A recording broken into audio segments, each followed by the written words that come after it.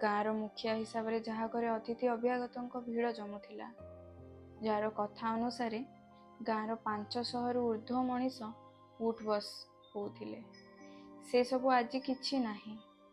ଏକ ଅଜଣା ମୁଲକରେ ଅଜଣା ଗାଁର ଅଜଣା ମଣିଷ ସିଏ, ତଥାପି ଧୋବିନ ଚାଲିଛି।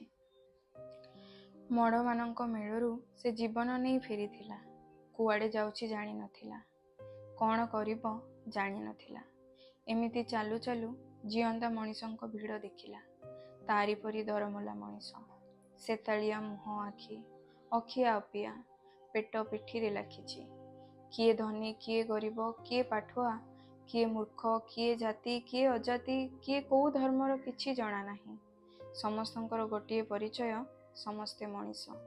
ଆଉ ସମସ୍ତଙ୍କୁ ଗୋଟିଏ ବ୍ୟାଧି, ଭୋକ। ସେଠି ଜଣେ ଧୋବ ପୋଷାକ ପିନ୍ଧା ବାବୁ ବଡ଼ ପାଟିରେ ଡାକ ଛାଡ଼ୁଛି, ସମସ୍ତେ ଶୃଙ୍ଖଳାର ସହ ଶାନ୍ତିରେ ବସ, ସମସ୍ତଙ୍କୁ ଖାଦ୍ୟ ମିଳିବ। ସେମିତି ଆଉ କିଛି ମଣିଷ ସବୁ ଭୋକିଲା ମଣିଷଙ୍କ ଆଗରେ ଖାଦ୍ୟ ପରସି ଚାଲିଛନ୍ତି।